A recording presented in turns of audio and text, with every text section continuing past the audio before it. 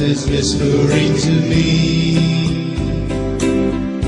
words that I can't understand, meanings I must clearly hear, calling me to follow close, lest I leave myself behind, calling me to walk into evening shadows one more time. So I leave my boats behind, leave them on familiar shore, set my heart upon the deep, follow you again, my Lord. So I leave my boats behind, leave them on familiar shore, set my heart upon the deep, follow you again, my Lord.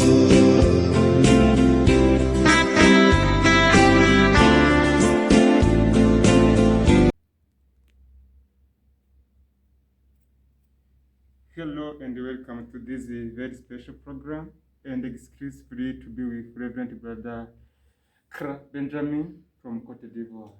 Greetings, brother. Greetings. Thank you for Hap- the invitation. Welcome. Happy New Year 2022. Thank you and same to you. Since the world and the whole world and our country is under the pandemic COVID-19, we have observed the social distancing. We are going to take off our noise mask so that our voice may be audible. Thank you.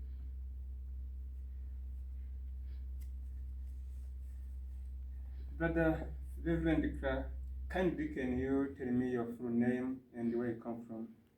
Okay. I'm Kra Benjamin Florentin from Cote d'Ivoire. I come from the family of 6 and I'm the 4th child. And here I am as Mark's brother. That's great. For those people who don't know where the Cote d'Ivoire is located, can you tell them where you can find the Cote d'Ivoire in Africa? Cote d'Ivoire is found in West Africa on the coast. Yeah, you see down we have the ocean, Atlantic Ocean, and yeah, so more or less it's West Africa. Yeah, it's great. From West Africa to Central Africa, become a really missionary. Yeah. So far, can you share with us your missionary journey, your missionary life, and Mary's life? Okay. When this question is asked, myself, I'll always start by my vocation. And some people will think that God will come in the tongues of clouds or whatsoever to reveal themselves to reveal himself to them, or you will talk to them before they will know that God is calling them. But no, it's through some just small actions and so on. So myself, I was not a married student. That is one thing. And I met the brothers in 2014 through a vocation camp. I was in a vocation group in my parish. So we went for a camp and I met a married brother. He gave us a talk. And after that, he was really, the interaction with the young people was amazing. Yeah, so I really loved that. And when I went back home, I told the sister who was following me, I said, "Sister, I want to be a brother." So she said, "Are you sure? Just go and listen, and later on you come and tell me whatever you have decided." So I came back later and I told her, "Really, I want to be a brother." She still asked me, "A religious priest or just a religious?" I said, "No, I want to be a religious, just a brother." Now she gave me the number of the person whom I met, and I never knew because I never talked to the brother that time.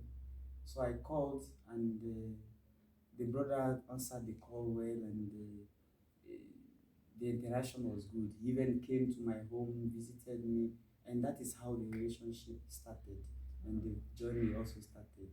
So after that, I went for the come and see, and when I finished my high school, I applied for to go to study formation, and I was accepted, and I started my postulacy for 1 year. In After Cameroon. that, in Cameroon, yeah, exactly. It's good to precise also. In Cameroon, and my novitiate was in Ghana for 2 years, and after which I professed. So now I am a married brother. And, yeah, happy to be. Yeah, really a missionary. See, from Africa Central, go to Cameroon, Ghana, then come here, still become really a missionary. I hope you have been enjoying the missionary journey. Yeah, of course, of course. So, what was your feeling when you left home to start Formation House? See, you from Cote d'Ivoire, you go to Cameroon, Ghana. What was your feelings? You know, at first, when I heard that the postulacy is in Cameroon, I said, wow. You know, the first challenge that came, it was the language. Yes, the language was the first challenge. French speaker to English To speaker. English, yes. So it was not really an easy thing, but since I have a goal and I say, okay, it's God who is calling me, God will facilitate everything for me.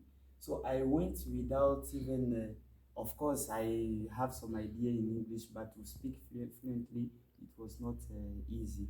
So I surrendered everything to God and I say, God, you are the one who is calling me, let your will be done.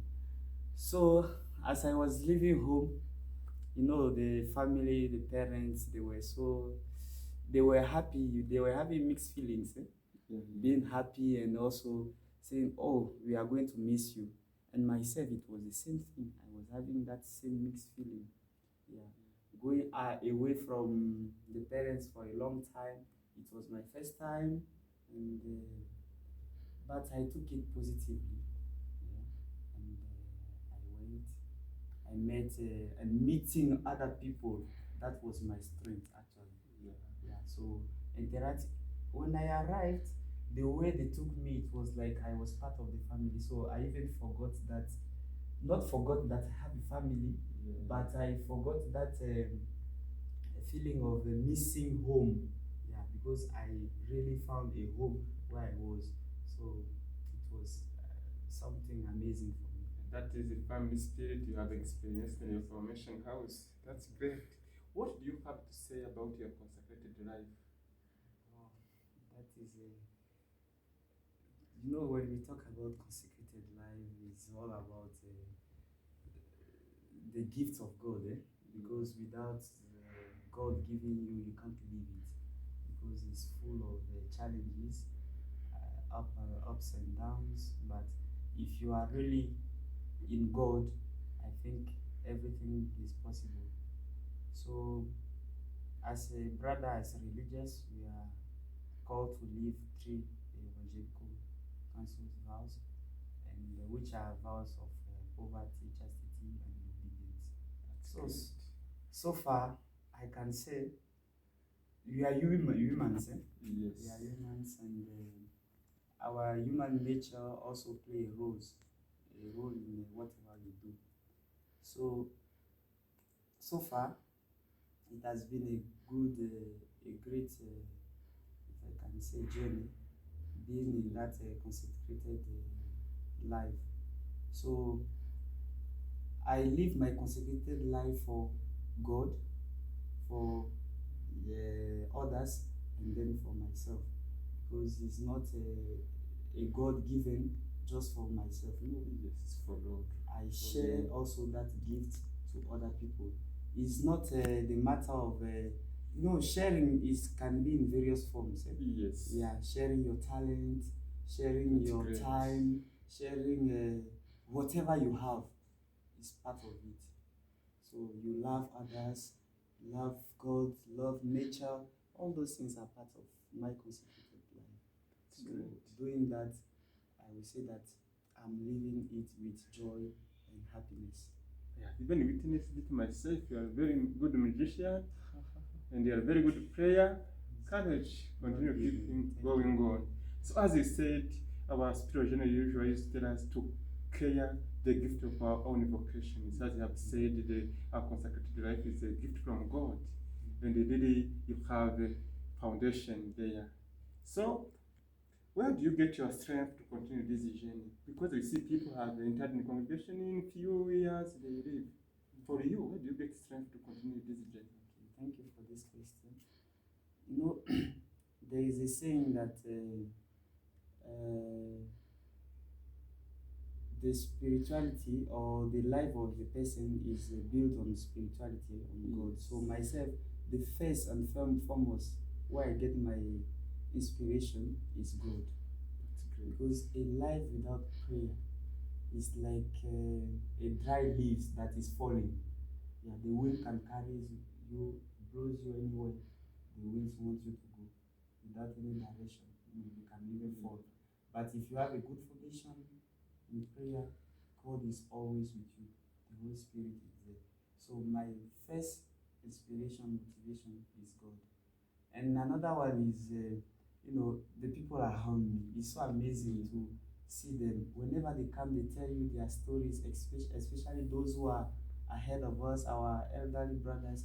When they share their experiences, it's so wonderful. And you say, wow, if this person was able to do this, what of me? Not a kind of follow what the person is doing, but it inspires you to do more.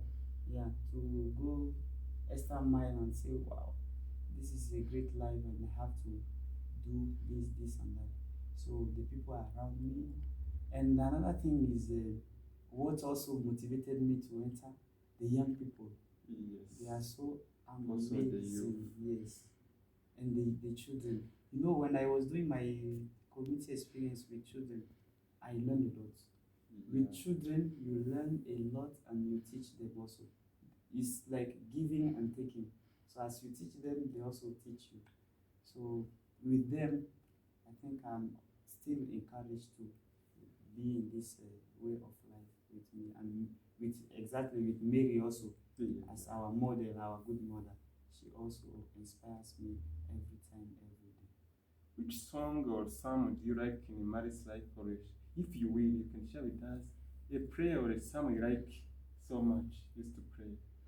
The song I like is this. We used to sing it every time with Mary beside me all my life.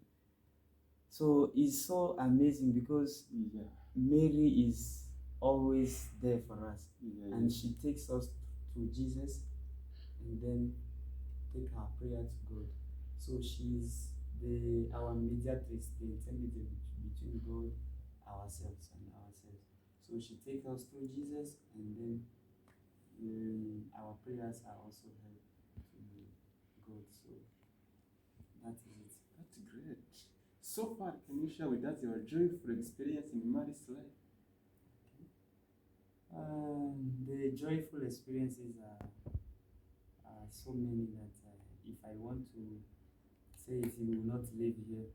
But just to mention a few of them. And before I mention, there is a popular Facebooker is from America. He used to tell stories. He's called That Man. I don't know if you are following. I overcrossed the name. Okay. He used to say that whenever he tells a story, he changes life, and it's true. So through this sharing, I hope that I will also change the life of some young people, inspire them, motivate them to, embrace this life. Yeah. So there are so many joyful moments that I've lived in this life. Being with different nationalities, different mindset, background, whatever, is really something to be joyful. That shaped your life. Yes, because when you meet, you share, that happiness of sharing. Yeah, it's so amazing that one can't go away of it. So this is, and another one is, my novitiate experience. It It It was in Ghana. yes, in Ghana. It was a wonderful experience. You know, our novice master will say you are in the desert to meet God, experience Yes. Him. So it was an experience that you find yourself in the desert moving together with God. It was so amazing for me. So that's great experience you had. As you were heading abroad, can you tell a word of encouragement to young men who are afraid to take risks to join marriage life over there outside? Okay. As I said at the beginning, God calls, eh? Yes.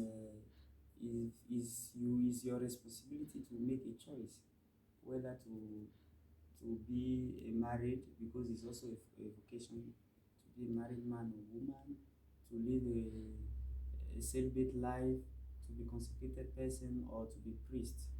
So for those young people, I encourage them to take time and listen to the voice of God, discern the voice of God talking to them, and then take a decision. The marriage life is a life full of, I would say, is full of how would I put Potential. it? Pardon? Full of potential. Yeah, full of potential. When you embrace that life, in fact, the whole human aspect is in action.